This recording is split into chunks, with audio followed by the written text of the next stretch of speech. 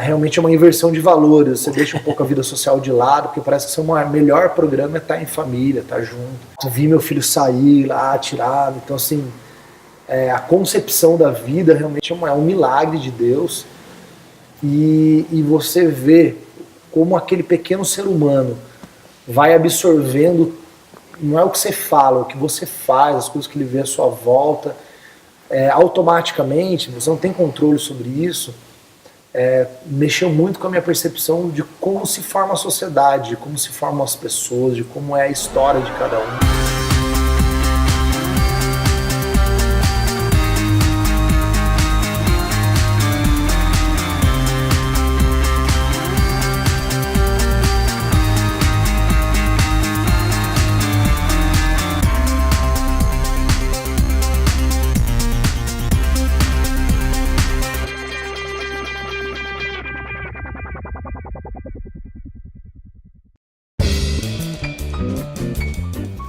O programa Agente em Destaque vai conversar hoje com Edinho Guedes.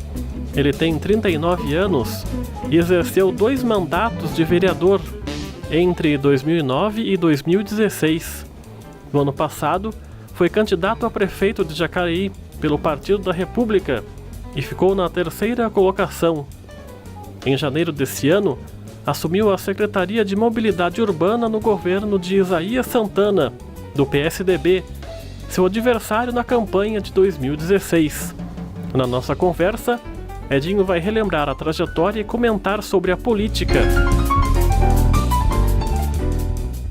Bom, secretário, obrigado pela sua presença aqui no nosso programa. Já queria fazer essa entrevista há bastante tempo já, mas o ano passado não tinha como, porque você era vereador, então o seu espaço era o espaço parlamentar da TV. Sim. Eu queria já começar um pouquinho falando sobre a sua atividade como secretário no Executivo.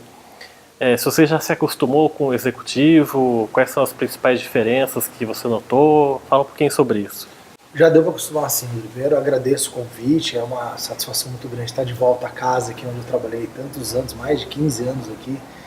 Mas, sem dúvida nenhuma, é uma atividade totalmente diferente estar no Executivo e, confesso que muito mais prazerosa, porque nós, enquanto vereadores, né, fazemos aquela atividade meio entre a população e o Poder Executivo, e principalmente fiscalizando, apontando geralmente o que está de errado. E como executivo a gente executa, então a satisfação é muito maior. E eu acho que esse tempo enquanto vereador, fiscalizando e tal, me deu uma certa percepção da cidade, conhecimento dos problemas dela, para hoje conseguir chegar com mais precisão em alguns problemas que a gente tem, em especial na mobilidade urbana, que é aí, junto com segurança e saúde, um dos 3 grandes problemas que a cidade tem. A gente vai falar muito sobre a sua trajetória política, né? Mas eu queria começar essa entrevista falando um pouco sobre, depois dessa sua primeira resposta, a sua infância em Jacareí, né? Você é nascido aqui, o seu pai é uma das pessoas mais conhecidas de Jacareí, que foi o vereador Didi Guedes. Como é que foi a sua infância aqui em Jacareí? O que você se lembra da sua infância? Então, Rodrigo, eu nasci aqui em 23 de junho de 78, né, no Jardim Jacinto, onde morei lá até meus 26 anos. Então, minha infância se deu toda lá na região do São João, lá Jardim Jacinto, Emília, aquela região onde eu conheci as pessoas, meus amigos.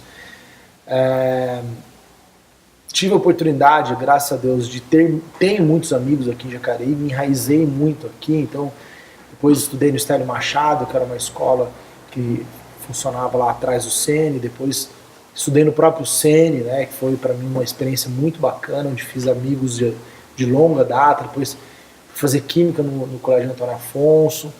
E o que eu lembro da minha infância é Fapija, poder brincar e andar na rua, né? As ruas não eram tão movimentadas. Eu lembro que a gente descia de carrinho de rolemã lá na Padre Eugênio, hoje, que é impossível se pensar nisso, né?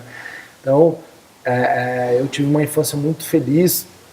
Tive o falecimento da minha mãe muito cedo, né? Eu tinha 7 anos, minha mãe faleceu num acidente de carro, mas graças a Deus eu tenho um pai maravilhoso, né? Que foi pai e mãe, que cuidou muito da gente, manteve a família unida, eu e minhas 3 irmãs.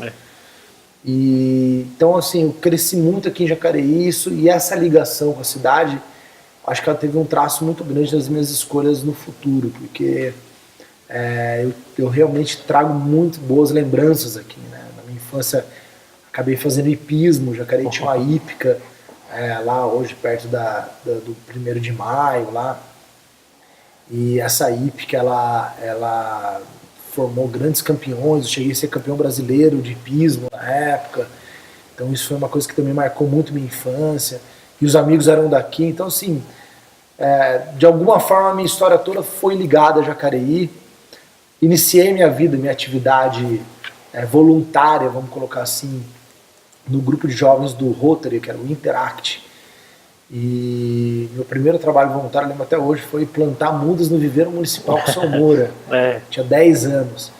Então assim, realmente foi muito rica a minha infância, com amigos. Aí joguei basquete no Trianon, tive várias passagens aqui que, graças a Deus, eu lembro com muito carinho. Você falou da perda da sua mãe, né, quando você tinha 7 anos. Você tem lembranças dela? Tenho muito nítidas, assim. É engraçado que das minhas 3 irmãs, eu que mais tenho lembrança.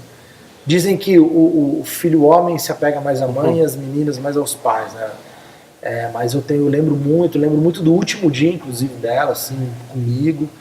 E é uma lembrança que eu guardo com muito carinho, que ela foi também uma mãe muito carinhosa. Então, e eu tive o prazer de ter tido aula com ela no pré, no Estélio Machado. Então ela foi minha professora no pré, quando eu saí do Chapeuzinho Vermelho, que era uma escola antiga, Maria Imaculada, que agora fechou com muita tristeza, e fui pro Estélio Machado, eu tive aula com ela e foi um ano que eu tive muita relação, então eu lembro bastante dela. Foi uma coisa muito repentina, né? Foi um acidente de carro. E você ter passado assim, aí da parte da sua infância e adolescência sem a presença materna, te influenciou de que forma? Me influenciou de uma forma positiva, Rodrigo, porque ter a criação paterna, né?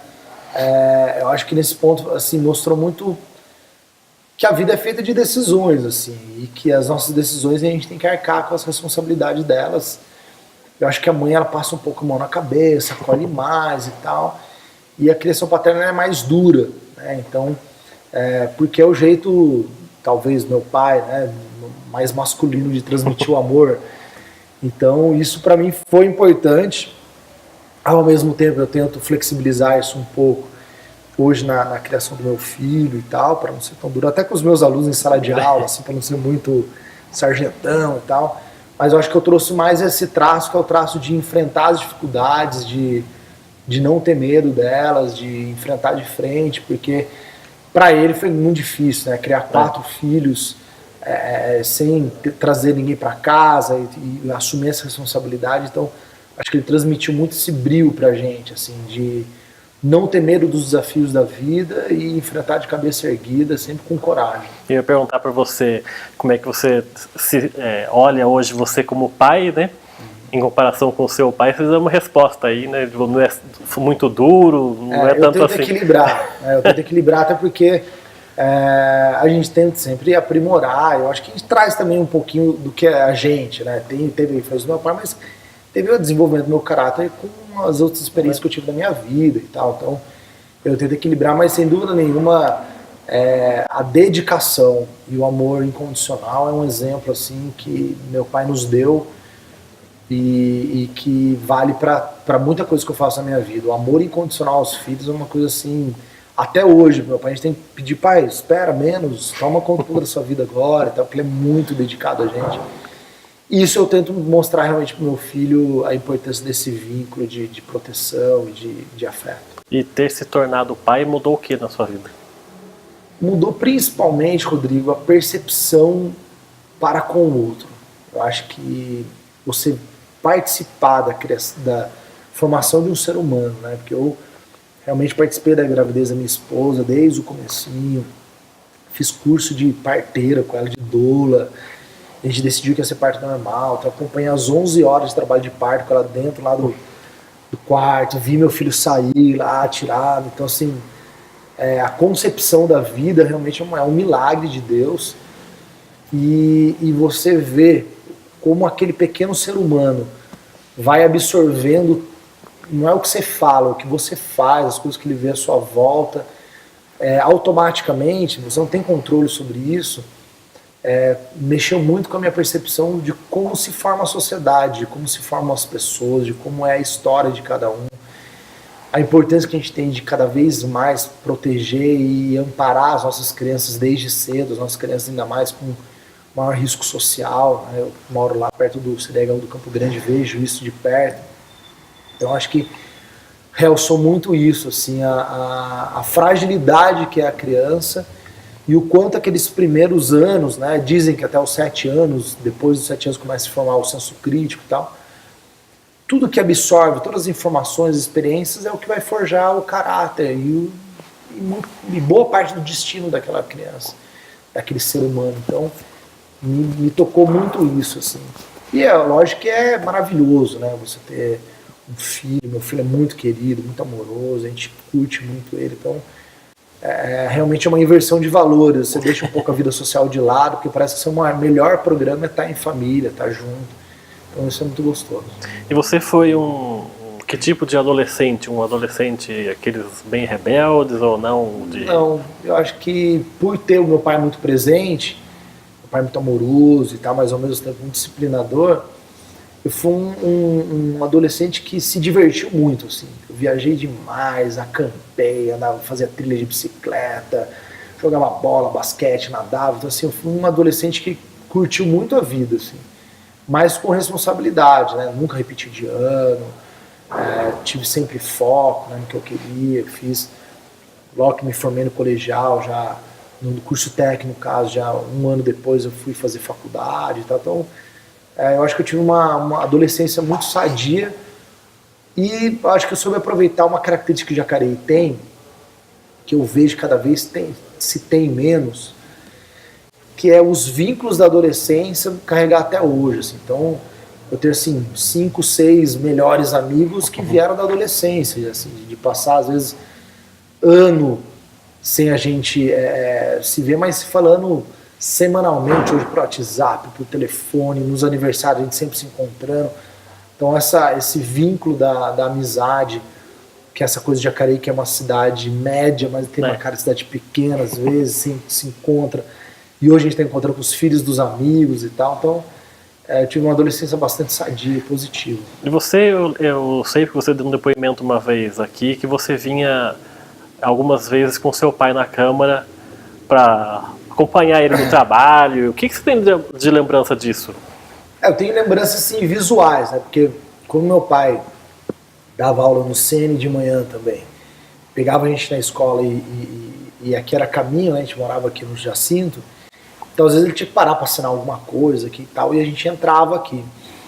Então eu tenho lembranças visuais assim, do plenário todo encarpetado de vermelho, a parede de madeira, e a gente criança, e assim, algumas coisas engraçadas que hoje eu compreendo bem isso, assim, que o plenário era nosso espaço kids, porque ele tinha que fazer alguma coisa, atender alguém, e daí eu lembro que a Sandrinha, o pessoal da secretaria ficava lá meio que segurando a onda pra gente ficar lá dentro, né, que era teoricamente um lugar que não estava sendo utilizado durante a semana, apagado e tal, não estava atrapalhando ninguém. E eles colocavam a gente na cadeira e empurravam a gente com a cadeira de rodinha. Né? Então era uma diversão vir aqui. Eu lembro do Greco, lembro dos funcionários que depois eu tive a oportunidade de alguns trabalhar com eles aqui, mas a maioria já se aposentou.